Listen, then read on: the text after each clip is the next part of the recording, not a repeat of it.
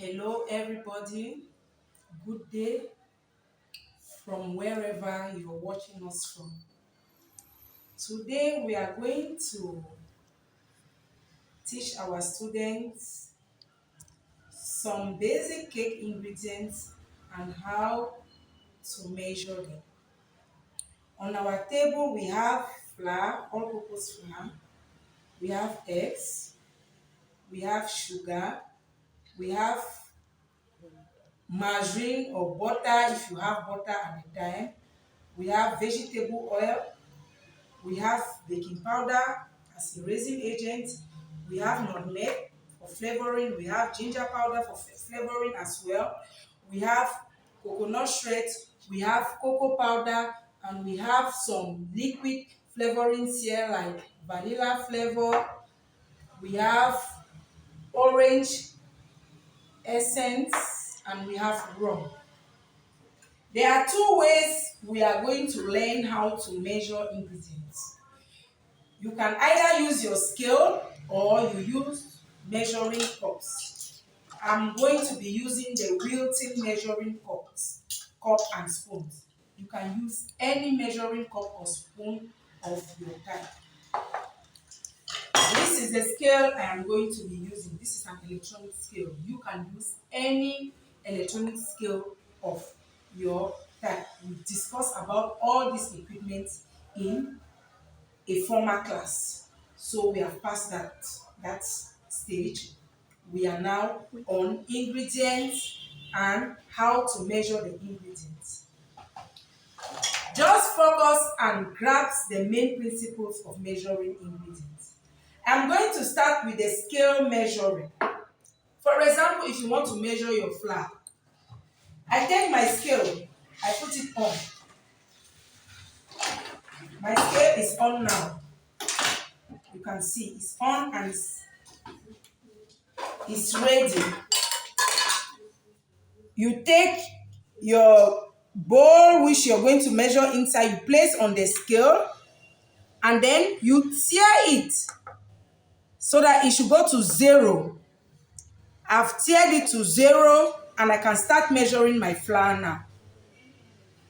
How do you measure your flour? Say you want to measure 300 grams of flour. You scoop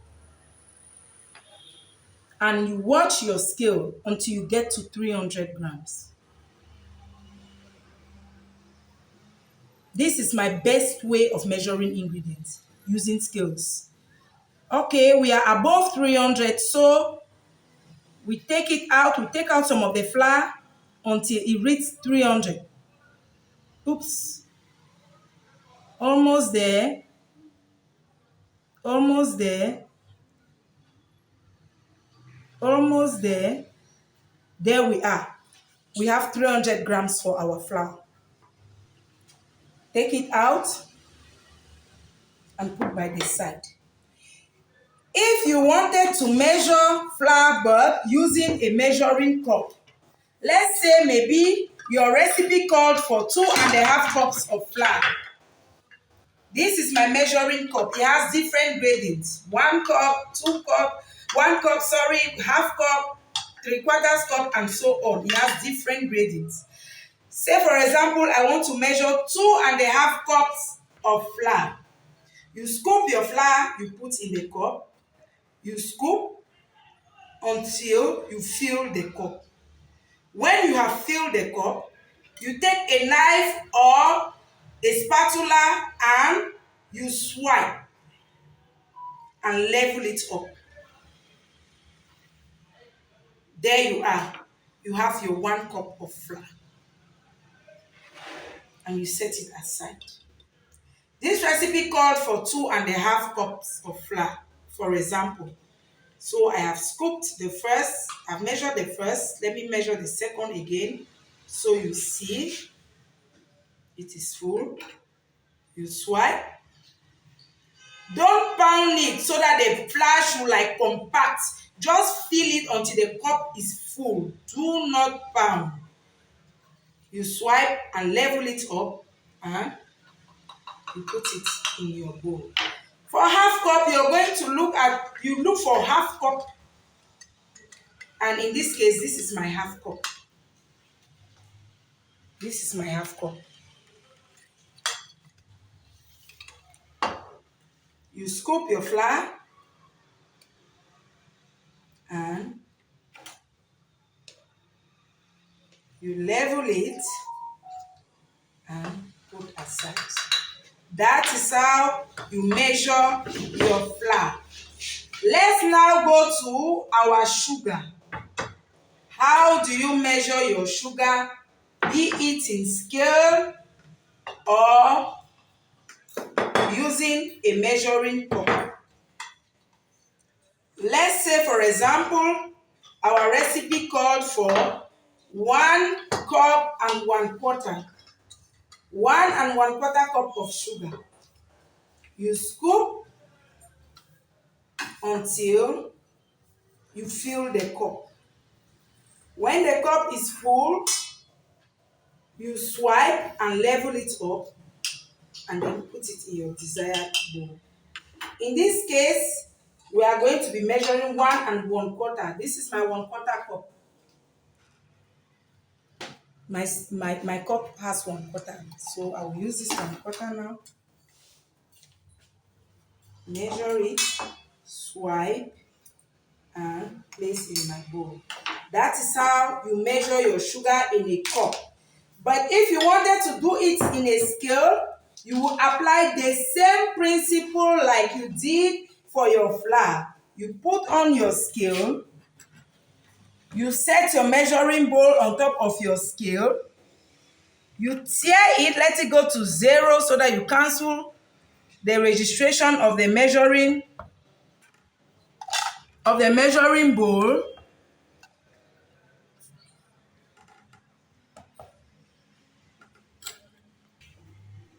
You are on 0 now. Say you wanted to measure 100 grams of sugar. You scoop and you measure until you get to 100. Oops, it's more than 100. Oops. Subtract until you get what you want.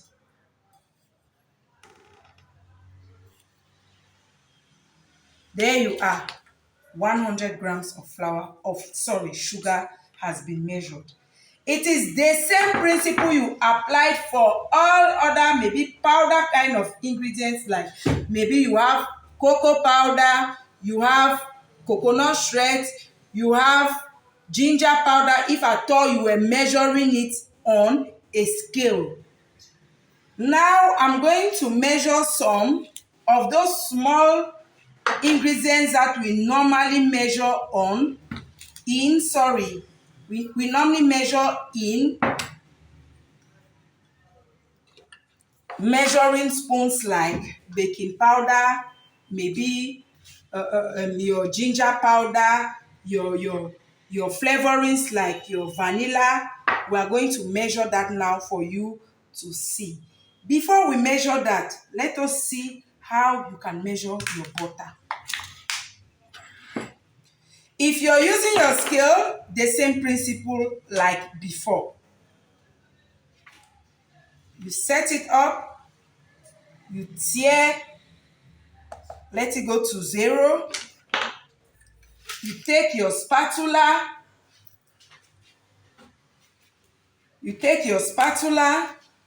scoop, say in this case we are measuring 150 grams of butter. You scoop,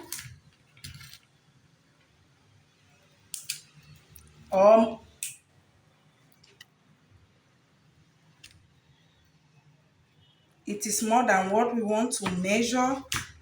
You reduce until, oops, we are lesser. At times, you will just, if it is like 1 or 2 numbers above, you can just leave it if it doesn't make any difference. But if you're a perfectionist, you will measure until I want 150 and there is 150.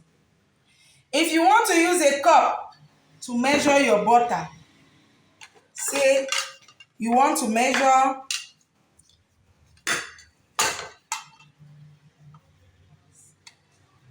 half a cup of butter. This is half cup in my selection.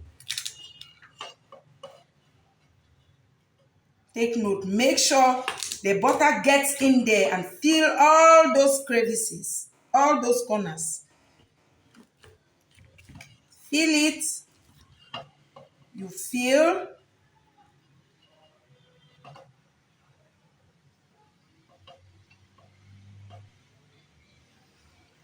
you level it, and then you remove and put in your bowl. That is how you measure butter in a cup. We are going to proceed with the other ingredients.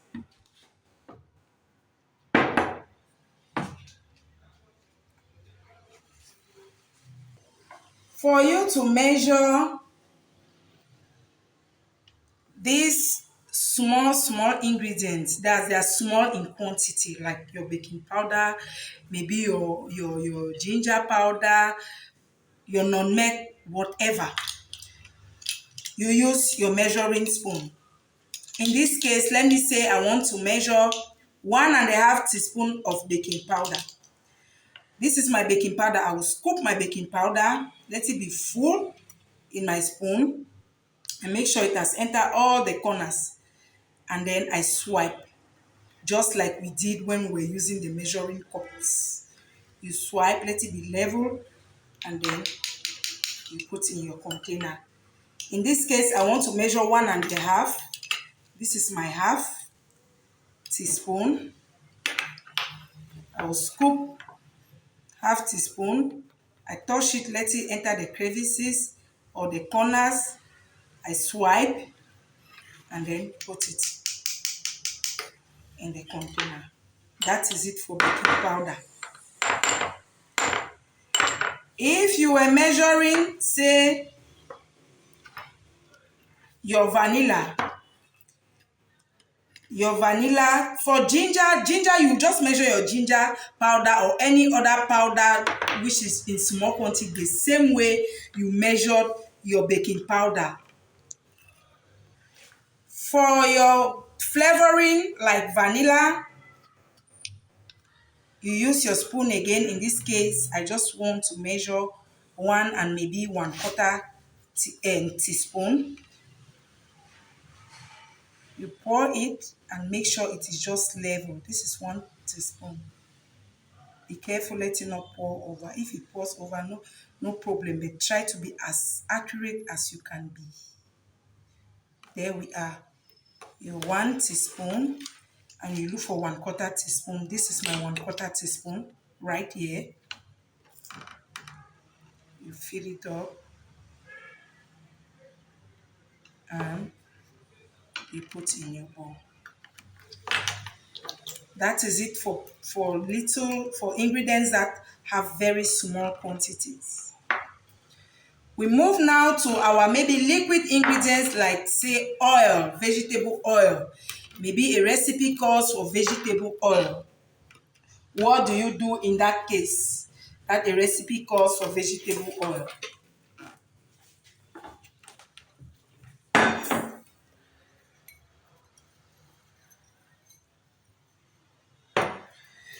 I have a measuring cup for liquids. Even though you will find some measuring cup that also have milliliters, but I have a separate cup to measure my liquid ingredients. Oil, maybe milk. Yes, I use this measuring cup.